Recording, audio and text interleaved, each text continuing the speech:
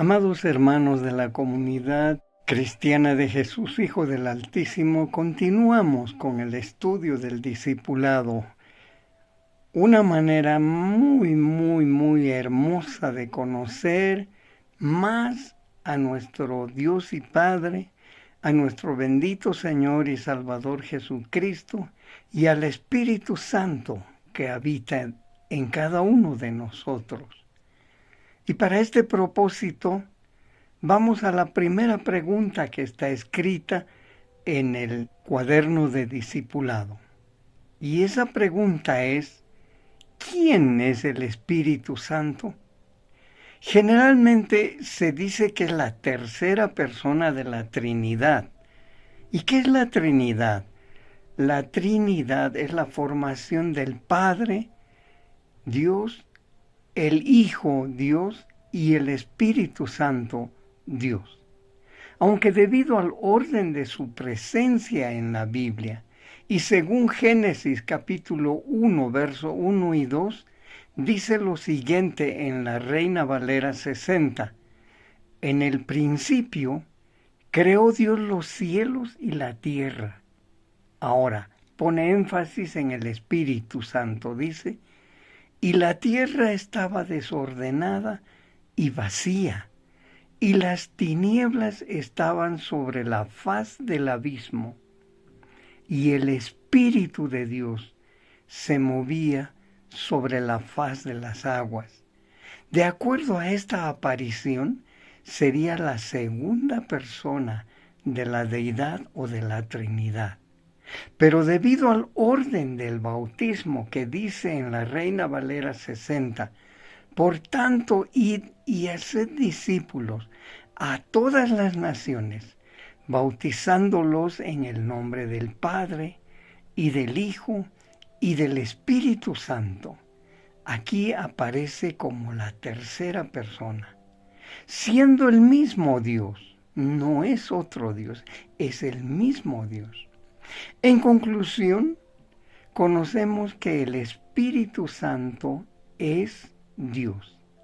Así lo vemos al crear al hombre en Génesis, el capítulo 1, el verso 26, en la Reina Valera 60. Dice lo siguiente: entonces dijo Dios, hagamos al hombre a nuestra imagen, conforme a nuestra semejanza. Y tenemos que considerar bastante por qué dice esa palabra conforme a nuestra imagen. Porque desde aquí comenzamos a conocer que el hombre también es trino, igual que Dios. Tenemos espíritu, tenemos alma y tenemos el cuerpo. Más adelante lo veremos en mayor amplitud. Sin embargo, tenemos que considerar que cuando el hombre fue creado a la imagen y semejanza de Dios, según el relato bíblico dice del polvo de la tierra, estaba formado pero no tenía vida. Y ahí dice que Dios sopló el espíritu de vida en el hombre. Este espíritu es el que nos diferencia de los animales. Si nosotros vemos la creación, Dios creó los animales solamente con su voz ordenando. En cambio al hombre lo hizo a imagen y semejanza suya. Esa es la gran diferencia. Por esa razón no somos igual que los animales o igual que las plantas. Somos imagen y semejanza del Trino Dios. Ahora vamos adelante. La segunda pregunta: ¿en dónde encuentro yo al Espíritu Santo? Podemos asegurar que es el Espíritu Santo que viene a tu encuentro en el momento que recibes al Señor Jesús como tu Salvador. Así lo vemos en la versión Reina Valera 60 y en la carta del apóstol Pablo a los Efesios, el capítulo 1, versos 13 y 14, que dice: en él también vosotros, habiendo oído la palabra de verdad, el evangelio de vuestra salvación, y habiendo creído en él, fuisteis sellados con el Espíritu Santo de la promesa, que es las arras de nuestra herencia, hasta la redención de la posesión adquirida para la alabanza de su gloria. Amados hermanos y hermanas, podemos comprender que el Espíritu Santo viene a habitar dentro de cada uno de nosotros como el sello de garantía de pertenencia a Dios. Somos hijos de Dios. Y ese sello, según la palabra, dice las arras de nuestra herencia. Esta palabra arras significa que la garantía de que somos herederos y coherederos juntamente con nuestro bendito Salvador Jesucristo. Somos hechos hijos de Dios. En la primera carta a los Corintios, seguimos con la Reina Valera 60, en el capítulo 6, el verso 19, dice lo siguiente: ¿o ignoráis que vuestro cuerpo es templo del Espíritu Santo, el cual está en vosotros, el cual tenéis de Dios, y que no sois vuestros? Porque habéis sido comprados por precio. Glorificad pues a Dios en vuestro cuerpo y en vuestro espíritu, los cuales son de Dios. Segunda pregunta: ¿cuáles son las funciones del Espíritu Santo? Según la Reina Valera 60, dice lo siguiente: pero yo os digo la verdad. Os conviene que yo me vaya, porque si no me fuera, el Consolador no vendría a vosotros, mas si me fuere, os lo enviaré. Ahí tenemos la respuesta a la pregunta. La primera función del Espíritu Santo en cada uno de nosotros es consolarnos en todas nuestras tribulaciones. Es el Consolador. Continuamos en Juan capítulo 16, versos 7 al 9, en la traducción al lenguaje actual, que es más comprensible. Cuando el Espíritu Santo venga, hará que los de este mundo se den cuenta de que no creer en mí es pecado. También les hará ver que yo no he hecho nada malo y que soy inocente. Finalmente, el Espíritu mostrará que Dios ya ha juzgado al que gobierna este mundo y que lo castigará. Yo, por mi parte, regreso a mi Padre y ustedes ya no me verán. En algunas versiones bíblicas, en este capítulo del Evangelio según San Juan, el capítulo 16, dice: el Espíritu les convencerá de pecado, porque no creen en mí, de juicio, porque el gobernador de este mundo ya ha sido juzgado, y de justicia, porque él castigará en el lago de fuego que arde con azufre a Satanás, el que está gobernando este mundo. Además, tenemos que considerar que la función del Espíritu Santo en las personas que todavía no son salvas es precisamente convencerles de que no creer en el Señor Jesús es pecado. Entender que Él nunca hizo nada malo y que es inocente.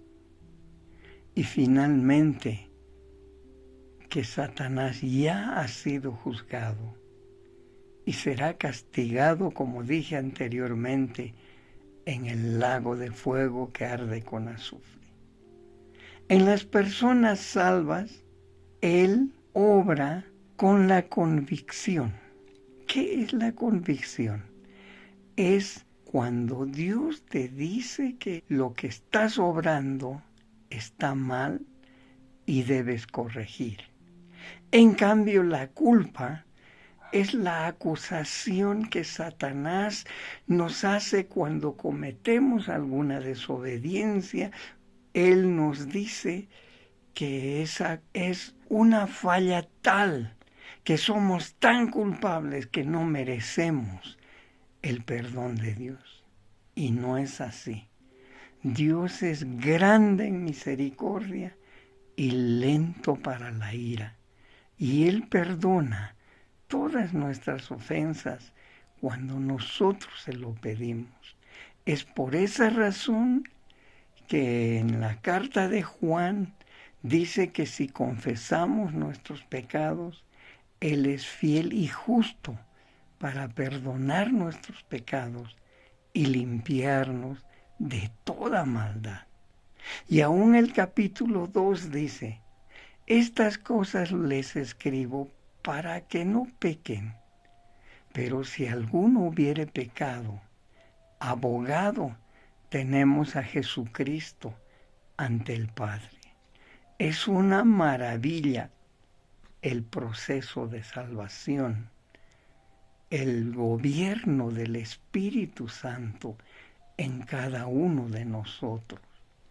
Vamos ahora al inciso B que dice, el Espíritu Santo crea y regenera. Esta es una maravilla. Cuando leemos en la Reina Valera el Salmo 51, después que David cayó en pecado de adulterio y de fornicación con Betsabé, él arrepentido confiesa su pecado y le pide a Dios lo siguiente. El verso 10 dice, crea en mí, oh Dios, un corazón limpio y renueva un espíritu recto dentro de mí. Aquí encontramos las dos palabras. Crea. Dios puede crear. Por esa razón dice, crea en mí, oh Dios, un corazón limpio. Y lo mismo podemos decir nosotros. Y en la palabra regenera estaría renueva un espíritu recto dentro de mí. Es el amor de Dios, es la misericordia, es el trabajo del Espíritu Santo que crea y regenera al ser humano. Crea un corazón limpio cuando él se arrepiente y confiesa su pecado, y regenera y renueva un espíritu. Un espíritu es espíritu de vida del que hablamos al comienzo, el espíritu que se conecta con el Espíritu Santo para producir una renovación recta dentro de cada uno de nosotros. En la segunda carta a los Corintios, el capítulo 5 y el verso 17, en la traducción al lenguaje actual, leemos lo siguiente. Ahora que estamos unidos a Cristo, esto por medio del Espíritu Santo, somos una nueva creación. Ahí nuevamente encontramos la creación de Dios. Dios es el que crea una nueva creación en cada uno de nosotros. Dios ya no tiene en cuenta nuestra antigua manera de vivir, sino que nos ha hecho comenzar una vida nueva. Y todo esto viene de Dios. Antes éramos enemigos, pero ahora, por medio de Cristo, hemos llegado a ser sus amigos y nos ha encargado que anunciemos a todo el mundo esta buena noticia. Por medio de Cristo, Dios perdona los pecados y hace las paces con todos. En la versión Reina Valera 60, en la segunda carta a los Corintios, el capítulo 5 y el verso 17 dice: de modo que si alguno está en Cristo, nueva criatura es. Las cosas viejas pasaron y todas son hechas nuevas. No hay más maravilloso procedimiento que el Espíritu Santo crea y regenera en cada uno de nosotros. Pasamos al inciso C. El Espíritu Santo te sella desde el mismo instante en que eres salvo. Aquí ampliamos un poco más. Cuando leemos en el Evangelio según San Juan, el capítulo 1, el verso 1, dice: en el principio era el Verbo, y el Verbo estaba con Dios, y el Verbo era Dios. Está hablando del mismo Señor Jesucristo. Ahora, desde el verso 12 dice: a lo suyo vino, a lo suyo, a lo que Él había hecho en el principio. A lo suyo vino y los suyos, cambia la gramática, y los suyos no le recibieron. Pero a todos los que le recibieron, a los que creen en su nombre, les dio el derecho, les dio la potestad de ser hechos hijos de Dios. ¡Qué maravilloso, hermanos! Y aquí encontramos también lo que habíamos leído en la carta a los Efesios, que dice: en él también vosotros, habiendo oído la palabra de verdad, el evangelio de vuestra salvación, fuisteis sellados con el Espíritu Santo de la promesa, que es las arras de nuestra redención, hasta la posesión adquirida para alabanza de su gloria. Tienes el sello de garantía que perteneces a Dios como hijo, rescatado y comprado por la sangre de Jesucristo, y como habitáculo del Espíritu Santo que vive dentro de cada uno de nosotros. El inciso D. El Espíritu Santo da testimonio de tu salvación. En la carta a los Romanos, el capítulo 8, el verso 15 al 16, en la traducción al lenguaje actual, leeré y dice lo siguiente: porque el Espíritu de Dios que les ha dado no los esclaviza, ni les hace tener miedo.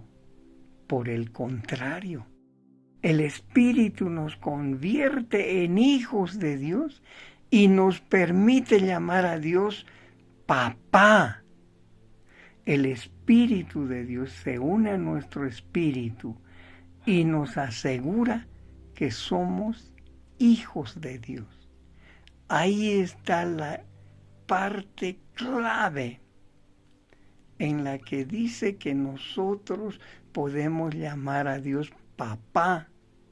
Y cuando el Espíritu de Dios se une a nuestro espíritu y nos asegura que somos hijos de Dios. El inciso E.